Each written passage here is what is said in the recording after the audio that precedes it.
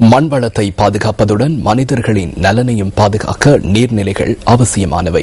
நாட்டில் நீர்நிலைகள் குளங்களை அதிகப்படுத்த வேண்டிய சூழலில் குளங்களை மூடுமாறு கோருவது கவலை தரக்கூடியது. வடமேல் மாகாணம் புத்தளம் மாவட்டத்தில் உள்ள உடப்பு குளமே இவ்வாறு மூடப்படும் நிலையில் காணப்படுகிறது. புத்தளம் மாவட்டத்தில் ஆராய்ச்சி கட்டு பிரதேச செயலாளர் பிரிவில் ஐயனார் ஆலய வீதியில் உள்ளது உடப்பு குளம். ஒரு காலத்தில் மக்களால் விவசாயத்திற்காகவும் வேறு தேவைகளுக்காகவும் பயன்படுத்தப்பட்ட குளத்தின் நீர் தற்போது உவர் நீராக மாறிவிட்டது. இந்த பிரதேசத்தில் பொருத்தமற்ற வகையில் மேற்கொள்ளப்பட்ட நடவடிக்கைகளின் விளைவாகவே இந்த குளம் ஒரு உவர் நீர் குளமாக மாறிவிட்டது. முந்தி நல்ல இதா இருந்தது.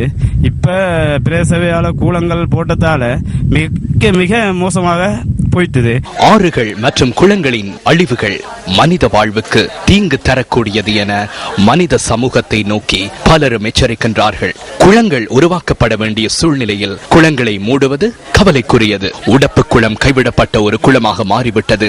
அதனை விரைவில் மூடித்தர வேண்டும் என்று மக்கள் கோரும் நிலைமை உருவாகிவிட்டது. உப்பு தண்ணி அதுல சரியான அசுத்தங்கள் உள்ளது. பிரேசாவையால தான் இது கூலங்களை போட்டு நூக்கப்பட்டுள்ளது. அதுல சரியான கிருமிகள் டெங்கு நொலும்புகள் உற்பத்தி ஆகியுள்ளது. ஒரு காலத்தில் தாம் நீந்தி விளையாடிய குளத்திலிருந்து இன்று துர்நாற்றம் வீச தொடங்கிவிட்டதாகவும் நுளம்புகள் குளத்திலிருந்து பெருகி வெளிவருகின்றன என்றும் மக்கள் தெரிவிக்கின்றார்கள். மிச்சம் மணக்குது, மிச்ச இருக்கலையில நாத்தம், நெலும்பால தப்பலையில இருக்கலையில கொசு மூடி தாங்க கெதிய. உடப்பு குளத்தை சூழலின் பாதுகாப்புக்காக மூட வேண்டிய நிலைமைக்கு தள்ளி இருப்பதன் மூலம் வடமேல் மாகாணத்தின் உடப்பு பிரதேசத்தின் எதிர்கால சந்ததி ஒரு குளத்தை இழந்து இயற்கையின் அபாயங்களுக்குள் தள்ளப்பட்டுள்ளது. உங்கள் வாழ்க்கை எங்கள் செய்தி.